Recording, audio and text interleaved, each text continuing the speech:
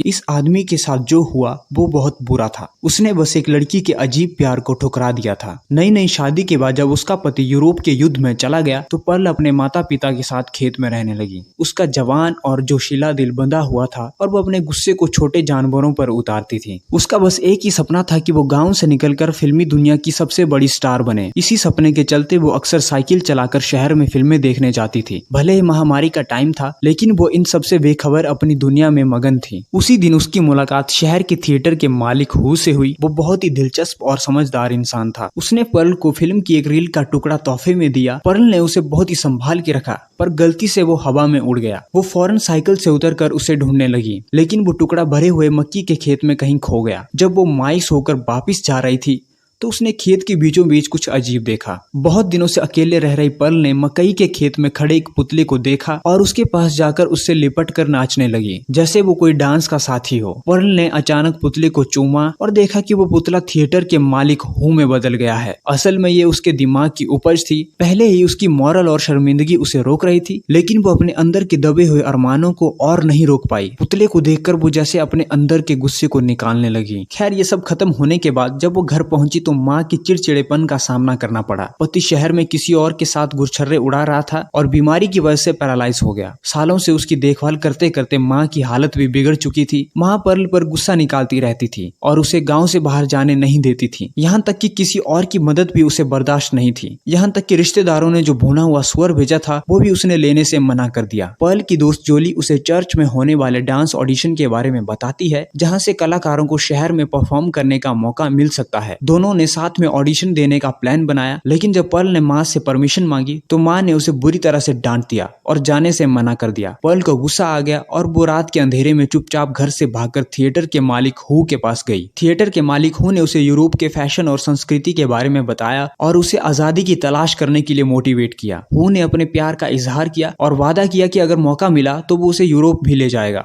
Perl ने ये सब बातें माँ को बताई लेकिन माँ ने सख्ती से मना कर दिया और कहा कि शहर के लोग वायरस के फैलाव के कारण खतरनाक हैं। माँ ने उसे घर के पास वाले खेत में गंदी हरकतें करते देखा था इसलिए वो और भी नाराज हो गई। पर्ल ने जवाब दिया लेकिन बदले में उसकी और भी बेइज्जती हो गई। एंड में पर्ल का गुस्सा फूट जाता है और माँ के साथ उसकी लड़ाई हो गई। इस लड़ाई में माँ की साड़ी चूल्हे की आग से जलने लगी और आग ने माँ को चारों ओर से घेर लिया। पर्ल ने जल्दी से पानी लाकर आग बुझाई लेकिन तब तक माँ की हालत नाजुक हो चुकी थी। पर्ल ने अपनी माँ को घसीटकर तहखाने में छुपा दिया और बारिश में भीगते हुए थिएटर के मालिक हू के पास पहुंची। आखिरकार वो अपने माता पिता की बीड़ियों से फ्री हो चुकी थी और जिंदगी का आनंद लेने के लिए बाहर निकल चुकी थी। अगले दिन उसने थिएटर के मालिक हू को गांव में बुलाया और अपने पिता के सामने अपनी खूबसूरती दिखाने लगी लेकिन हू को तहखाने से आ रही आवाजें अजीब लगी। पर्ल ने जल्दबाजी में उन्हें छुपाने की कोशिश की और हू को अस्तबल में ले गई ताकि अपने प्यारे साथी जानवरों को दिखा सके। लेकिन हू को जल्द ही फिल्म की रील दिखानी थी इसलिए उसने जल्दी जाने की बात की। पर्ल का चेहरा अचानक बदल गया।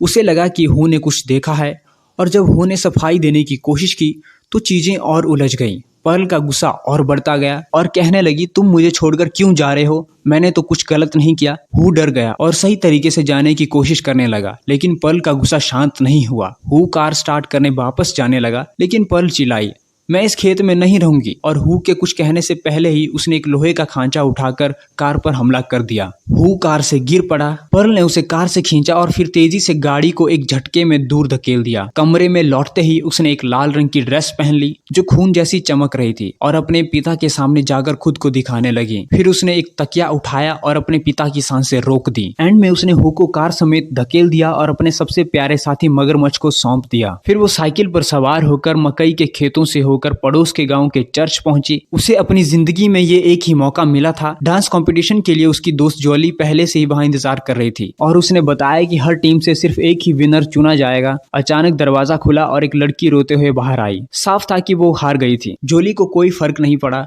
उसने कहा कि कुछ लोग तो इतने ही काबिल होते हैं। पर्ल चुप रही जैसे कि उसके मन में कुछ चल रहा हो। फिर एक और लड़की बाहर आई और अगली बारी जॉली की थी। जॉली थोड़ी नर्वस हो गई और पर्ल से अपनी जगह बदलने को कहा, ये कहते हुए कि पर्ल उसकी उसकी सबसे अच्छी दोस्त है। पर्ल बहुत खुश हुई क्योंकि पहली बार किसी ने उसे इतनी तवज्जो दी थी। जब पर्ल की बारी आई तो उसने पूरी हिम्मत के साथ स्टेज पर कदम रखा। चर्च में थोड़ी सी लाइट आ रही थी और वहां की सिचुएशन बहुत ही इंटेंस थी। पर्ल ने अपनी परफॉर्मेंस शुरू की। जैसे ही पियानो की धुन शुरू हुई, रोशनी तेज हो गई। पर्ल ने एक अजीब सी स्माइल के साथ अपनी परफॉर्मेंस शुरू की। उसके एक्सप्रेशंस में अलग ही विश्वास था। लेकिन एंड में जज ने कहा पर्ल को चुना नहीं गया क्योंकि वो एक गोरी और सुनहरे बालों वाली लड़की को ढूंढ रहे हैं। ये सुनकर पर्ल का दिल टूट गया। वो इस रिजल्ट को मानने को तैयार नहीं थी। उधर जॉली हैरान थी क्योंकि उसने कभी किसी को इतना दुखी होते नहीं देखा था। पर्ल का मेकअप आंसू से धुल गया था और वो जोर जोर से रो रही थी। जॉली उसे उसके घर ले गई। जब वो घर पहुंचे तो उन्होंने देखा कि गिफ्ट में भेजा गया सुअर सड़ चुका था। पर्ल ने कहा कि वो ठीक नहीं है और बहुत सारी बातें उसके अंदर दब रही हैं जिन्हें वो कह नहीं सकती क्योंकि वो डरती है कि लोग उसे अजीब समझेंगे। जॉली ने उसे याद दिलाया कि उसका पति हावर्ड जल्द ही वापस आ जाएगा और वो उससे बात कर सकती है। थोड़ी झिझक के बाद पर्ल ने हाल में हुई चीजों के बारे में बताना शुरू किया। उसने कहा कि उसे किसी और आदमी के लिए फील हुआ लेकिन ये उसकी गलती थी। लेकिन जॉली ने उसे समझाने की कोशिश की। लेकिन पर्ल ने जब अपने थॉट्स और उसके द्वारा किए गए मर्डरों के बारे में बताया तो जॉली वहां से जाने लगी। जॉली जल्दी से बाहर निकली लेकिन पर्ल ने उसे रोकने की कोशिश की। जॉली जैसे तैसे उसके घर से बाहर निकल पाई। पर्ल हाथ में कुल्हाड़ी लेकर उसके पीछे दौड़ पड़ी लेकिन वो ज्यादा भाग नहीं पाई और गिर पड़ी। पर्ल ने अपने कदम नहीं रोके और ना ही सांस ली और जॉली जमीन पर गिरकर अपनी जिंदगी की भीख मांगने लगी। लेकिन पर्ल को कोई रहम नहीं आया। उसने कुल्हाड़ी से जॉली के शरीर के टुकड़े कर दिए और अपने दोस्त मगरमच्छ को खिला दिए। अब उसकी जिंदगी में कोई सपने नहीं बचे थे तो उसने अपने तरीके से फार्म में रहने का फैसला किया जहां वो जैसा चाहे वैसा कर सके। फिर उसने अपनी मरी हुई माँ को तैयार किया और अपने मरे हुए पिता को खाने की मेज पर बिठाया। मोमबत्तियां सजाई और ताजा भुना हुआ सुअर का मांस परोसा और एक शानदार डिनर की शुरुआत की। 1 महीने बाद हावर्ड आखिरकार वापस आ गया। सामने का नजारा देखकर उसकी आंखें फटी की फटी रह गई। पर्ल की हाथ की सफाई बढ़ गई थी और उसके सास ससुर अब बिल्कुल ही अलग दिखाई दे रहे थे। पर्ल ने जैसे ही अपने पति को वापस आते देखा, उसकी आंखों में आंसू आ गए और उसके चेहरे पर मुस्कान आ गई जो बहुत दिनों से देखी नहीं गई थी। अगर तुमको ये मूवी एक्सप्लेनेशन वाला वीडियो पसंद आया है तो वीडियो को लाइक करना, वीडियो को शेयर करना और चैनल को सब्सक्राइब करना तो बिल्कुल भी मत भूलना।